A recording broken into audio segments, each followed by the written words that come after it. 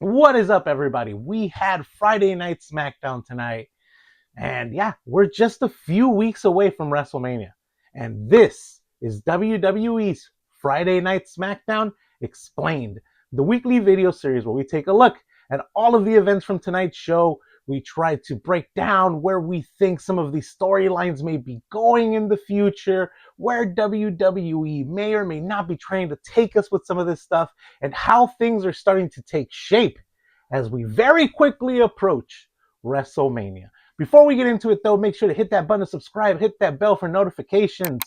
We're trying to post as much as we can on this channel leading up to WrestleMania, and I would love for you to come and be a part of it.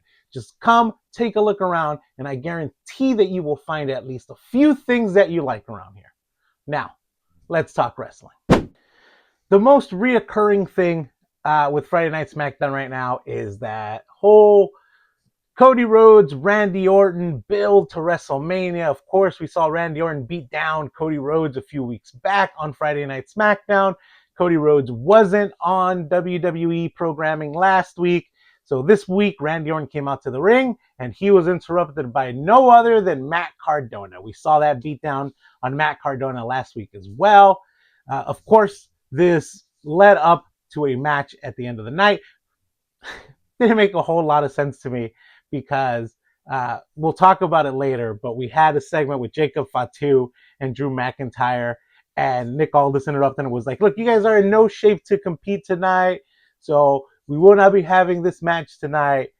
However, Matt Cardona came out with a broken arm here, and yeah, Nick Aldis made that match for the main event tonight. No problem. No big deal.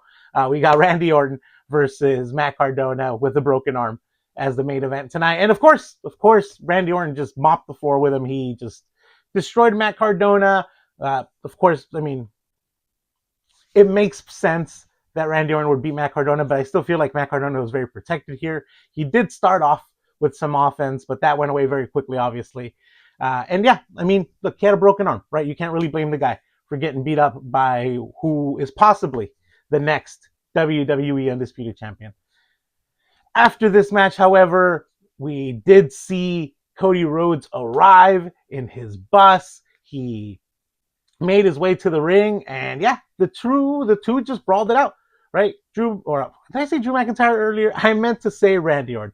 Randy Orton and Cody Rhodes brawled it out in the ring, and this time it was Cody Rhodes on top.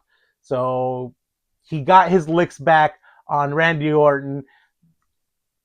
JELLYROLL was getting involved here. He tried to separate the two, get in between them, right? You guys are friends. Look, you guys are both friends. I know both of you. Oh, I'm JELLYROLL. You guys are friends, and I love both of you. God bless both of you. JELLYROLL. Yeah, he got RKO'd by Randy Orton. It was pretty great. It was pretty awesome. I loved that part of it. Too much JELLYROLL once again. That was my complaint last week, and it's my complaint again this week. Too much JELLYROLL. Before this whole thing, though, we did see Randy Orton again backstage speaking on the phone with somebody, right? We saw him before the match with Matt Cardona, and he was like, yep, taking care of it tonight, yep. Look, see you soon, is what he said. I will see you soon. So I don't know if this is a reveal that we're going to get at WrestleMania. I don't know if this is a reveal that we're going to get maybe the week before WrestleMania. But yeah, I think all this mystery about who is going to be in Randy Orton's corner, who's been in Randy Orton's ear, who's been the person responsible for this new Randy Orton. I think all of that build and all of that mystery and all of that suspense, I see no reason and I see no way that Randy Orton loses that match at WrestleMania. I mean, WWE sure knows how to take us one way and then have us all confused as to why did they go the other way, right? It's not even one of those like, oh, they were clever and they went the other way. No, it's like, why would they go that way? So who knows? But as far as the build looks and how things are looking with Randy Orton and his new character, I don't see a reason for him to lose at WrestleMania. We got the Bella Twins against Charlotte and Alexa. This match, before the match even started, we had the checks notes, Irresistible Forces come out to them. They have a new song, by the way, a new entrance music, I think. Correct me if I'm wrong. I hadn't heard this entrance music before, I don't think. Maybe they got it last week, but I don't quite remember. We got what seemed to me as new entrance music for them. Pretty cool. Yeah, they came out to the ring. They were like, we're just, checking out the whole situation here. Bayley and Lyra think that they are going to beat us on Friday or on Monday Night Raw, but they're not. And we're just here to see who our next opponents might be. This match ended in a disqualification after Lash Legend punched Alexa Bliss and one of the Bellas. I don't know the difference between both of them, but one of the Bellas then pinned Alexa Bliss 1, 2, 3, and they got the win. Now, it wasn't like they were in cahoots with the Irresistible Forces, although I do think that the Bellas are the heels in this whole thing. It's just, the ringside, who is it? Wade Barrett. Wade Barrett was like, oh, it's not like they saw the punch, so it's not like, they meant for this to happen. And yeah, no, he's totally right. The whole idea here was that they didn't see it. They just saw an Alexa, rolled up Alexa, I think, I don't know, did a move. I don't quite remember how she won this. I think she did Brie mode on her or something. 1, 2, 3, the Bellas win this match. After this match, there's a huge brawl, right? Because Charlotte saw what happened, so she goes after one of the Bellas, Brie, I think it is. And then Alexa and Nia get in the ring, and then they all start brawling, and then we get Bayley and Lyra, and all of this is fine and dandy, and we're going to get a tag team title match on Raw, and I don't care who wins it, because it is actually, can you feel it? Can you taste it? Can you smell it? It's going to be a fatal 4-way women's tag team title match, and I need this to be... Listen, there's rumors that the IC Championship match is going to be a ladder match. And look, that would be lovely. And I love that. And I know that we're not going to get 2 ladder matches, but I would love for this tag team match to be a TLC match. I feel like it would serve such a good purpose for this match. I feel like it would elevate these titles so much, and that it would elevate the women's division so much. And I need Bayley and Lyra to win. I need Bayley and Lyra to come out of WrestleMania as the tag team champions. Is that too much to ask for, WWE? Oh boy. I'm about to talk about something that I think was the low point of tonight. And that is the promo battle between Rhea Ripley and Jade Cargill. Man, I don't know what it is about these two, but I just don't feel any chemistry with them on the mic or in the ring. It was so sloppy.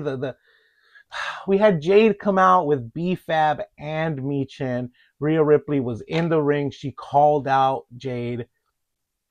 And they were going back and forth, but they were all talking over each other. Like even B-Fab and Michin and Jade, who were all standing on the ramp together, like they were talking over each other. Rhea Ripley was talking over each other. Rhea Ripley was pointing out the boos, which really just felt like we shouldn't care about Jade and B-Fab and Michin. And it was a mess by everyone. And yeah, this wasn't good. I listen, I've seen other people on comment sections and stuff talk about how this felt like that Tiffy and Charlotte Flair promo segment from last WrestleMania. And yeah, I mean, this didn't get us personal. It was just bad. It was just bad. And we did have a match after all this between B-Fab and Rhea Ripley. There was no way that Rhea Ripley was going to win this match, but this ended in a DQ. It was like a quick 3 minutes or something. And it ended in a disqualification after Jade Cargill got involved, and they all jumped Rhea Ripley in the middle of the ring, and we got all that again. Really wasn't a point to a match here, but fine, whatever. I'm glad that Michin, something just fell. I'm glad that Michin and B-Fab are on TV again, but yeah, there's just something about this that isn't working. We did get word tonight that Trick Williams will be in a match at WrestleMania. Good for the dude. He's absolutely deserved it. He has been killing it on the main roster since he debuted. I don't think that there is any surprise. There shouldn't be any surprise from anyone that Trick Williams will be at WrestleMania, because he is the fastest rising star. Let me slow down, because Obafemi does still exist, but he is one of the fastest rising NXT call-ups so far this year, and he absolutely deserves it. It was good for him. I am happy for him. This guy, I know he's currently a heel, but he's not going to be a heel for long. He is the pop that we got from this arena when they announced that he would be at WrestleMania was A, deserved, but it was one of the loudest pops of the night. And so as this was happening, right, Nick Aldis was telling Trick Williams that he was going to be in WrestleMania. We didn't hear what the match would be, but he's like, yeah, I have good news for you. You'll be at WrestleMania. And then Sami Zayn, walks in from off camera and he's like, hey, Nick, what about me, man? Like, I've been really looking forward to this, and I really want to be a part of WrestleMania. And do you have anything for me? And Nick Aldis is like, look, man, you're just not winning. Like, you just haven't won in a while. You're just not performing to that WrestleMania standard. And unless something changes, I just hit my camera. Sorry about that. But unless something changes, I don't think that you'll be at WrestleMania. So what did Sami Zayn do? He's like, I will go and make myself a WrestleMania match. So he answered the open challenge for the U.S. title. He answered Carmelo Hayes' U.S. title open challenge. And what do you know? He actually won that match, right? Trick Williams did get involved and accidentally punched Carmelo Hayes. So I do maybe feel like this could definitely be a triple threat match. But yeah, Sami Zayn is the new U.S. champion. And after this match, Sami's like, hey, I guess I just said what it was, right? But after this match, Sami Zayn is like, hey, Nick, I won the U.S. championship. What about now? Do you think I can have a WrestleMania match now? And Nick Aldis is like, yep, you have a match against Trick Williams for the U.S. title at WrestleMania. So all that being said, again, Trick Williams did get involved in this match. He meant to punch Sami Zayn, but he accidentally punched Carmelo Hayes and cost him the title. So I do think that this will be a triple threat match. This was only one of two matches that were announced tonight for WrestleMania. Also, we also got Drew McIntyre versus Jacob Fatu being announced tonight. Jacob Fatu came out to the ring and he was like, he's angry at Drew McIntyre. Drew McIntyre wanted to put me out. Drew McIntyre wanted to take food off my table, out of my kid's mouth, right? He wanted to take my livelihood, and I will destroy Drew McIntyre. Then Drew McIntyre came out. Nick Aldis was like, hey, look, you guys went through it last week, and you guys are obviously all beaten up today, so this match won't happen tonight, but you guys will be having an unsanctioned match at WrestleMania. And I have an issue with that, WWE. I have an issue with both of these matches. Let's start here, though.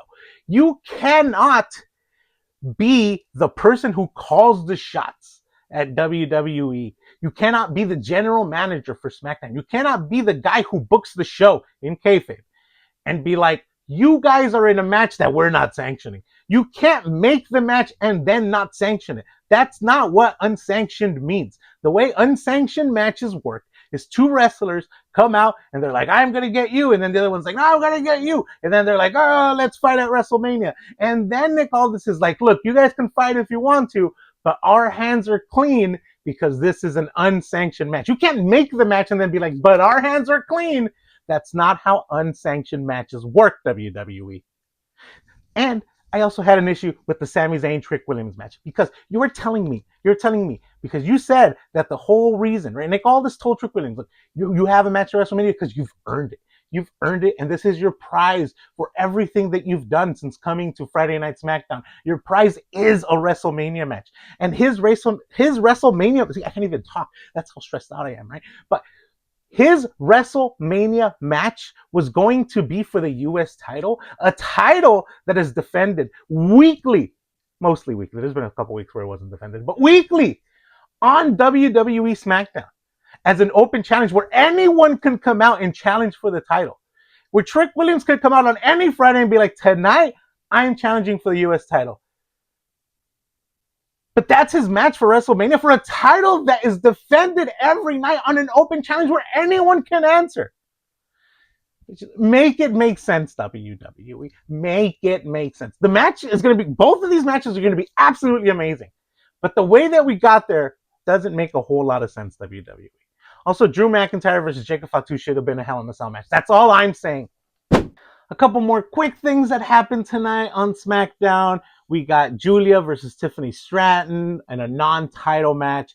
Julia won this match, and they really built it as Kiana James was the reason that Tiffany Stratton lost this match, because we're definitely going to get Julia versus Tiffany for the women's US title at WrestleMania. Like, that just feels like a given. And if not at WrestleMania, like, we're going to get it at some point. But they really were like, oh, Kiana James got involved there. And that 1 or 2 second hesitation that Tiffany Stratton had was the reason she lost this match. So Tiffany went up to the turnbuckle to do the prettiest moonsault. And Kiana James she wasn't even on the turnbuckle yet. She was like at the turnbuckle about to jump. And then Kiana James like walks up to the turnbuckle. Tiffany Stratton looks at Kiana James backs off. And then she does the prettiest moonsault. Julia puts her knees up. 1, 2, 3, Julia wins the match. Kiana James had nothing to do with this. And then the commentators were like, oh man, Joe Tessitore was like, this was all because of Kiana James, right? Wade Barrett was like, oh, if it wasn't for Kiana, right, Tiffany would have won that match. She didn't even get involved. This was the cleanest win Julia has had in a long time. And they really built it like, oh, Kiana James got involved. So anyway, this is probably going to lead to a title match between these two. But this was a totally clean win. Don't let anyone tell you otherwise.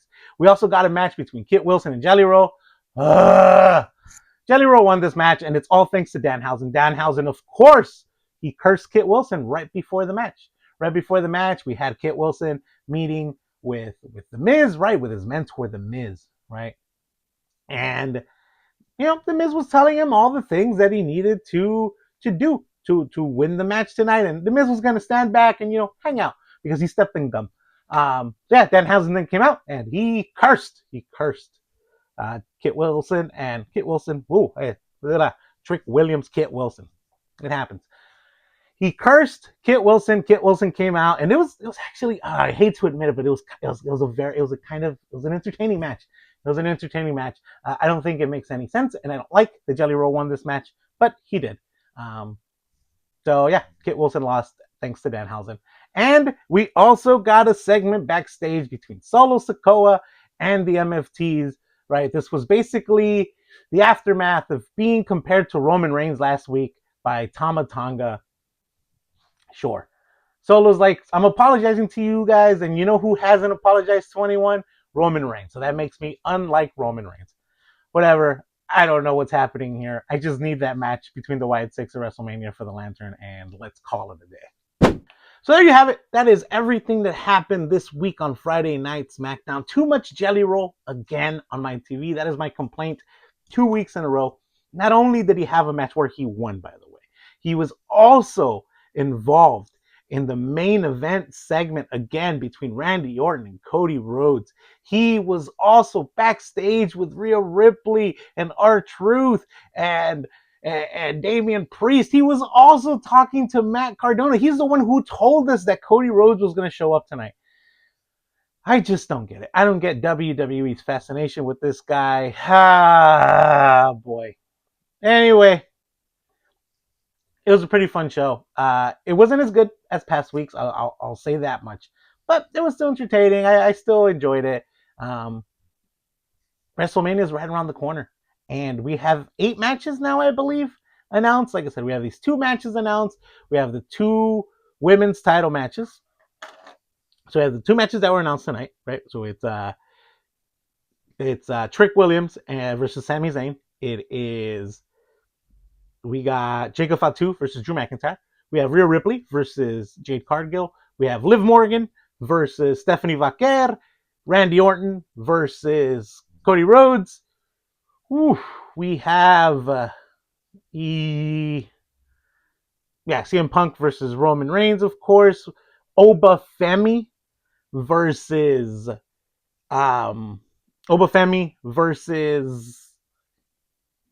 Brock Lesnar. And what's the other match? I believe that we have AJ Lee versus Becky Lynch. We have 8 matches announced so far. That's about half the matches, and we only have 3 weeks left until WrestleMania. We'll see what happens. Anyway, though, since you made it this far, make sure to drop a like, make sure to hit subscribe, make sure to drop something in the comments to let me know what you thought about tonight's show. Check out my whatever video will be showing up here. It's going to be a video that I posted last night, and or 2 nights ago, and it is Who's on the Phone with Randy Orton. Right, we talked about Randy Orton being on the phone today. Who's on the phone with Randy Orton? And what's up with Jey Uso and Roman Reigns? Go check that out if you haven't. Spoiler alert, maybe they're connected. We'll see. Go check that out if you haven't. But as always, until next time, have a nice day.